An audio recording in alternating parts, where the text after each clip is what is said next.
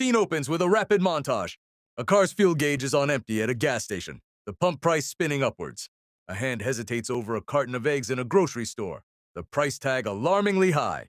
A young couple looks defeated in front of a for sale sign on a house. Voiceover, concerned, slightly dramatic. You feel it every time you go to the store, every time you fill up your tank, every time you pay your rent. The numbers just keep going up.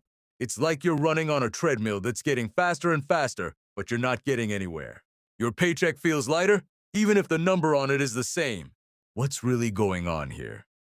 Transition to a simple, clean animation. A printing press churns out dollar bills. On the other side of a scale, a small pile of goods. A loaf of bread, a car, a house, remain static. The side with the money gets heavier and heavier, causing the scale to tip dramatically. Voiceover, calm, authoritative. The official story they tell us is simple enough. They call it inflation. The explanation usually goes something like this. When the government prints more money, but the amount of stuff to buy, goods and services, stays the same, each dollar becomes worth less. It's a basic supply and demand problem.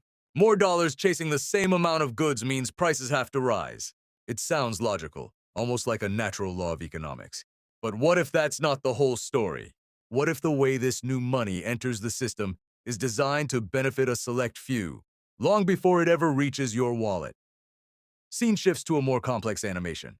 A large pipeline labeled Central Bank pumps a torrent of digital money directly into massive buildings representing big banks and mega corporations. These buildings begin to glow and expand. From these large buildings, only a small trickle of money flows downwards towards a neighborhood of small houses labeled Main Street. As the money trickles down, the dollar signs shrink and fade in color. Voiceover, intriguing, conspiratorial. Here's the first hidden truth. Not all dollars are created equal. At least not at first. When new money is created, it doesn't just appear in everyone's bank account simultaneously.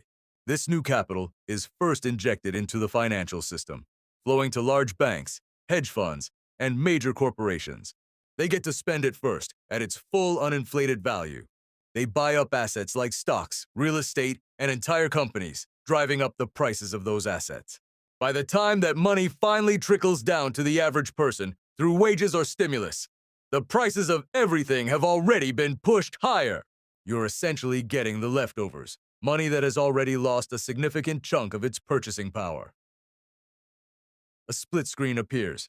On the left, a dynamic, glowing graph shows the stock market index rocketing upwards to record highs. Champagne corks pop in a boardroom. On the right, a family sits at their kitchen table, surrounded by bills. The father is hunched over a calculator, his expression stressed.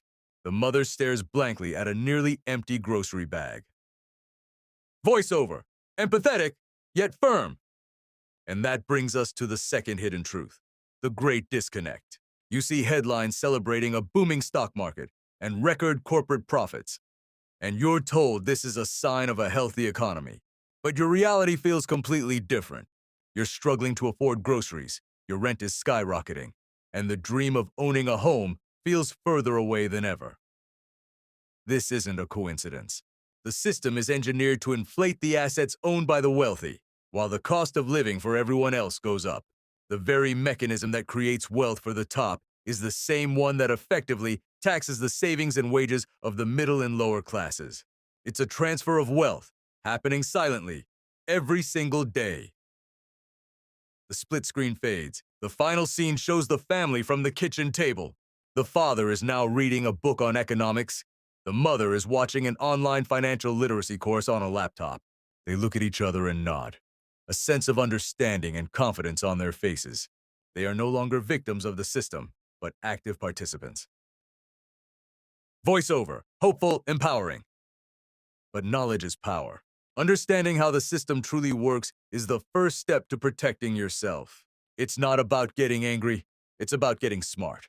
By learning about sound money, investing, and how to make your assets work for you, you can begin to opt out of their game and start playing your own. The path to financial security doesn't start with waiting for the system to change. It starts with changing your own understanding of it. Don't just work for your money. Make sure you know how to stop it from silently being taken away from you. Your financial future's in your hands.